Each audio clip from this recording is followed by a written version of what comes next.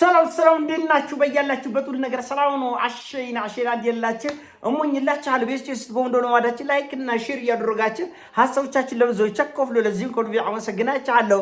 ሐሳቡ ሲሞቻችሁ 3000 ላይክ እንድትጎጩት በትትና አጋብዛችኋለሁ። ለዚህም ኮልቪ አመሰግናችኋለሁ። ዛሬ ሚዛናችን ዘላችሁ የመጣ ነው። እንግዲህ የእስራኤል ኤምባሲ በኬንያ ያወጣውን መግለጫ ነው።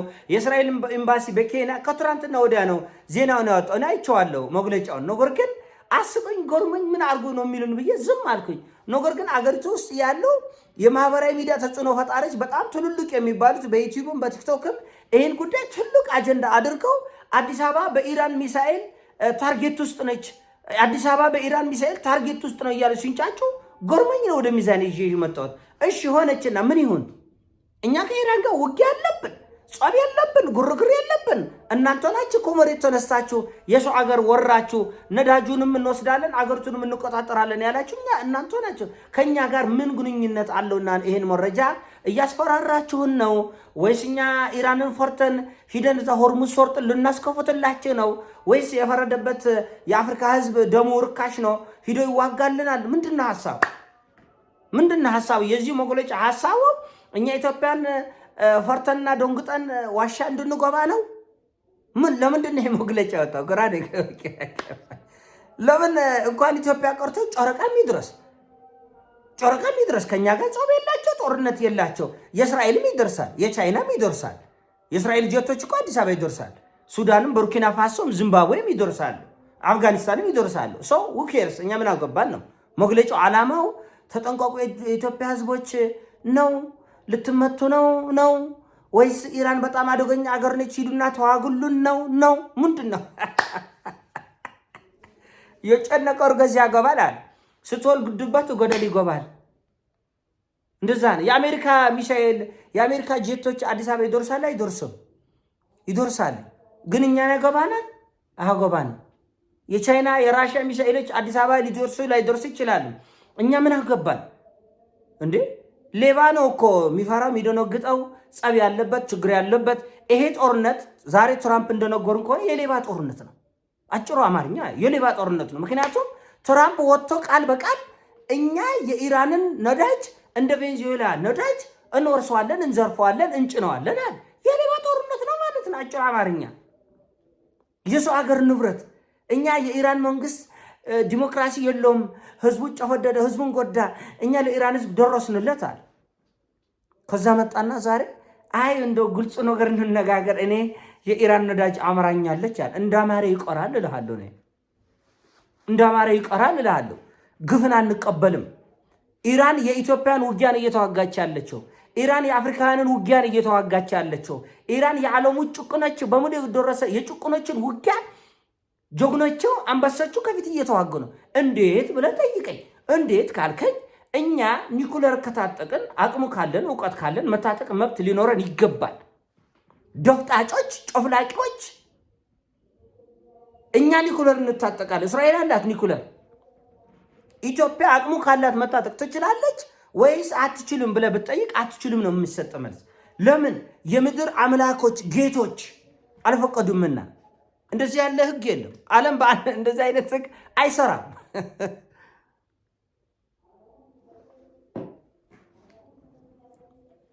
ኢራን የጭቁኖችን ውጊያ ነው የምትዋጋ ያለው።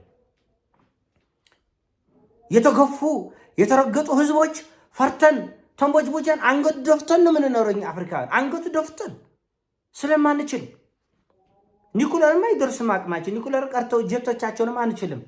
በአንድ ቀን በሁለት ቀን ነው ደፍጥጠው የሚያፈርሱት የአፍሪካን መንግስታት በፈለጉ ቀን።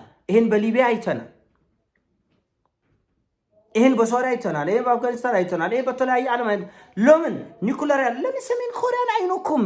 እኔ ብጠይቀው ጥያቄ እኮ ነው። ለምን ልብ ያለው ወንድ በምድር ላይ ሀያል ነኝ ደፍጣጭ ነኝ ጨፍላቂ ነኝ ብለው እኛ ላይ የሚያብጡ ሀያላን ለምን ሂደው ሰሜን ኮሪያን አይነኩም? ኒኩለር ስላለን። እኛ ኒኩለር አትታጠቁም የሚሉን ለምንድን ነው? እነሱ በኒኩለር እያስፈራሩ፣ በጀቶቻቸው እያስፈራሩ፣ በሚሳኤሎቻቸው እያስፈራሩ፣ በማዕቀብ እያስፈራሩ ዓለምን እየደፈጠጡ ለመኖር ነው። የጭቁኖቹን ውጊያ ነው ኢራኖች የሚዋጉት።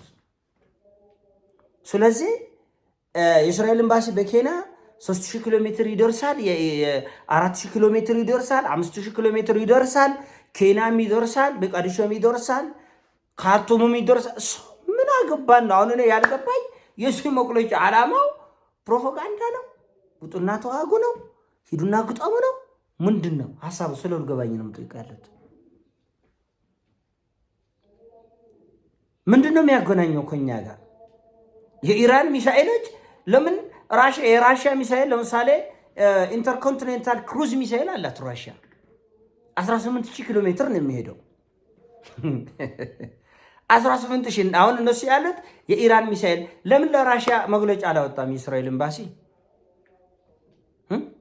ሙልስ ካለስ እኔ አንዳንዴ ብዥ ይልብኛል ሆዴ ባዳ ሲሆን ብዥ ይልብኛል። እስቲ አስረድኝ። ለምን ለራሽያ አላወጣችሁም? ለምን ለሰሜን ኮሪያ አላወጣችሁም? ለምን ለአሜሪካ አላወጣችሁም? ለምን ለቻይና አላወጣችሁም? ለምንድን ነው ለኢራን ሚሳኤል ብቻ መግለጫ ወጥተው አዲስ አበባ ታርጌት ውስጥ ነች? ምን አገናኘን? ታርጌት ውስጥ የሚያደርግ ስራ አልሰራን፣ አልተጣላን፣ የሰው ሀገር ሂደን አልወረርን፣ የሰው ሀገር ነዳጅ አልኮጀልን፣ በሰው ሀገር ንብረት ላይ ምራቅ መዋጥ አልዋጥን። እኛ በኢራን ነዳጅ ላይ ለአሜሪካ ንገራት፣ የሰው ሀገር ነዳጅ ባየች ቁጥር ምራቅ ምጥጦ ሎሳ ስለነች ሎሳ ብትነግራት አሪፍ ነው። እና እኛ ምንም የሚያሰጋን የሚያስፈራን የሚያስደነግጠን የሚያንበጀቡጀን ነገር የለም። እኛ ሰላማዊ ህዝቦች ነን። ሰላማዊ ቆይና ግን እኛ ከኢራን ጋር የሚያገናኝ ነገር የለም።